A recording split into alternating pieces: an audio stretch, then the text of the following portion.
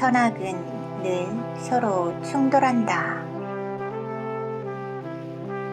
세상은 선악으로 양분되어 있고 이것들은 서로 충돌한다. 선의 입장에서 보면 악이고 악의 입장에서 보면 선이다. 그것은 오직 주관적인 판단에 기인한다. 그럼에도 불구하고 사회적인 관점에서 누가 봐도 선악이 분명한 것이 있다. 그럼 사람들이 선악을 판단하는 그 기준은 뭘까? 내가 예를 하나 들어보겠다. 만약 어떤 사람이 길을 가다가 100만 원이 든 봉투를 주었다. 겉에는 아무런 이름도 없고 연락처도 적혀 있지 않았다. 이 사람은 고민하다가 신고를 하지 않고 어느 사회복지재단에 기부했다. 그런데 어느 날 경찰이 찾아왔다. 돈을 주었던 장면이 CCTV에 찍혔던 것이다. 그는 점유물을 무단 사용한 죄로 법정에설 위기에 빠졌다. 과연 그는 어떤 벌을 받게 될까? 사실 돈을 준 사람은 개인적으로 쓰지 않고 사회복지재단에 기부했다. 그는 주은 돈으로 선한 일을 한 것이다. 하지만 검사는 범법 행위로 간주하고 기소하려고 했다. 하지만 돈을 잃어버린 사람은 돌려받는 조건으로 더 이상 문제를 삼지 않았다. 물론 개인적으로 쓰지 않고 이를 사회단체에 기부한 것이 정상 참작이 되었던 것이다. 이런 일이 실제로 외국에서 일어났다고 한다. 당신의 판단은 어떤가? 돈을 주어서 썼다는 행위는 악이지만 그 돈을 사회단체에 기부했다는 측면에서 보면 분명히 선이다. 하지만 법은 범죄 행위로 보고 있다. 왜냐하면 주운 돈을 신고하지 않고 자기 마음대로 썼기 때문이다. 이것이 바로 사회법으로 본 판단이다. 하지만 내 생각은 다르다. 돈을 주어서 쓴 사람의 죄가 물론 더 크지만 돈을 잃어버린 사람의 죄도 있다는 것이다. 그가 돈을 잃어버리지 않았다면 주운 사람이 피해를 보지 않았을 것이라는 이야기이다. 이렇듯 선과 악은 자신도 모르게 누구나 지을 수 있다. 이처럼 우리는 자신의 의사와는 다르게 선악을 경험하게 된다. 따라서 우리 사회가 좀 더 청정해지려면 사회의 구성원인 개개인이 더 성숙해야 한다.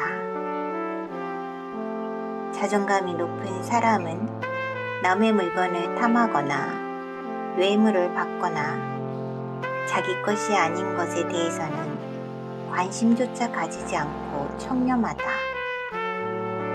이런 사람은 항상 자기 위치를 잘 알며 자기 자리를 지킨다.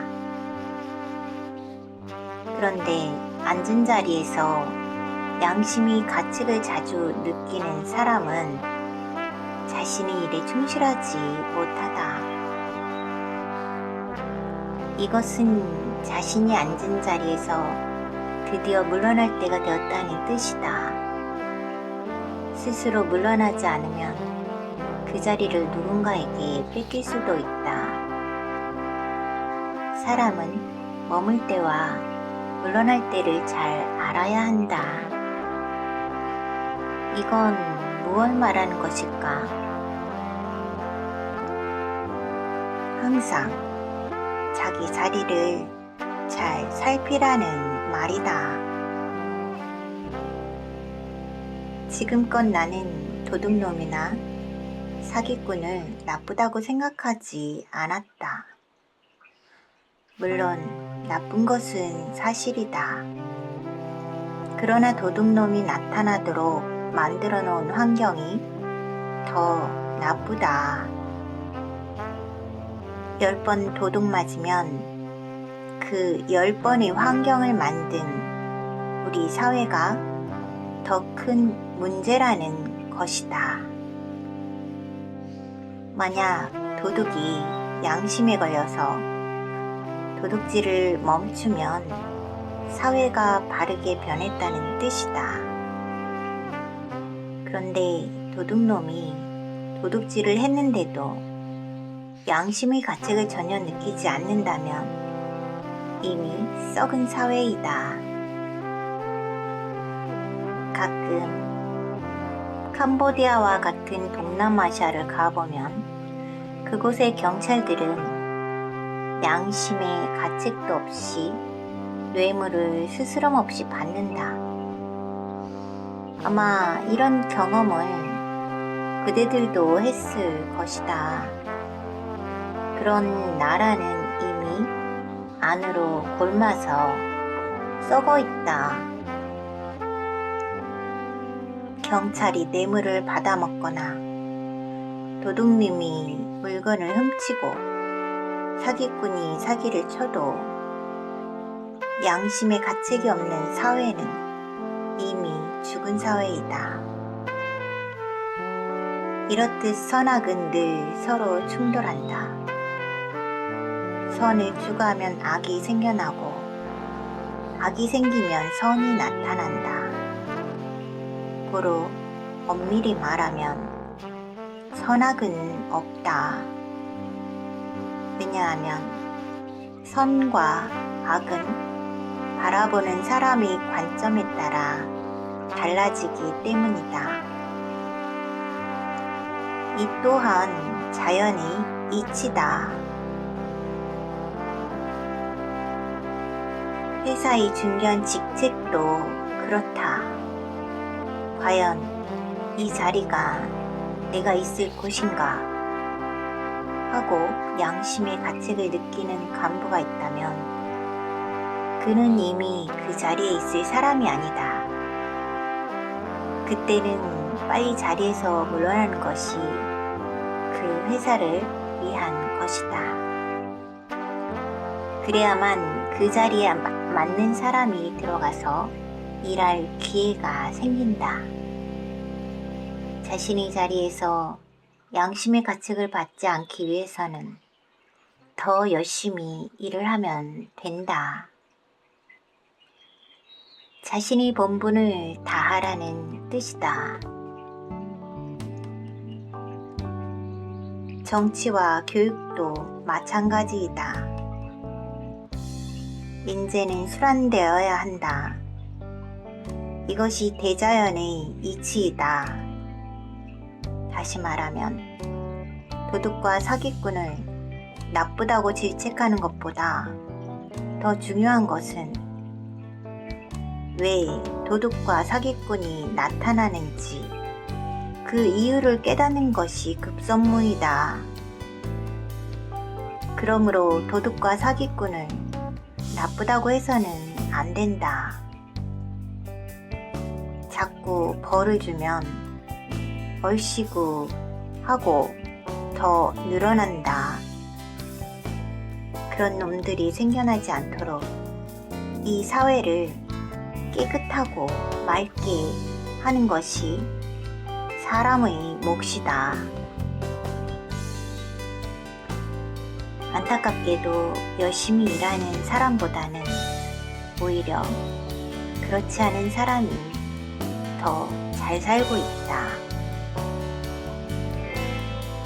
경쟁 사회에서는 살아남는 사람이 최고이다. 서로 이권을 주고받는 사회이기 때문에 그 대가를 받는 것은 당연하다. 그러기 위해서는 실력을 닦을 수밖에 없다. 이것이 정당한 사회이다. 그리하여 자신의 분야에서 누구도 넘볼 수 없는 1인자가 될 수 있도록 노력하면 된다. 그때는 누가 뇌물을 준다고 하더라도 당당하게 거절할 수 있는 힘이 있다. 만약 당신이 누군가로부터 리베이트를 받다가 어느 순간 양심의 가책을 느꼈다면 변화의 시점이 온 것이다. 즉, 마음과 환경에서 큰 변화가 왔다는 신호이며 그 변화는 분명히 얼마 지나지 않아서 다가올 것이다.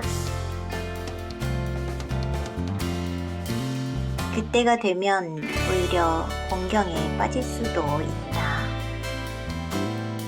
만약 양심의 가책을 느낀다면 스스로 물러나거나 아니면 더 열심히 일해서 그만큼의 가치를 생산하는 것이 좋다. 그렇지 않고 리베이트를 받고 양심의 가책을 느꼈을 때는 떠날 때가 되었다는 것이므로 과감히 손을 놓고 떠나는 것이 좋다. 아니면 그 자리에서 최선을 다하라. 특히 오늘날 정치인들은 내 말을 더욱 귀담아 들어야 한다.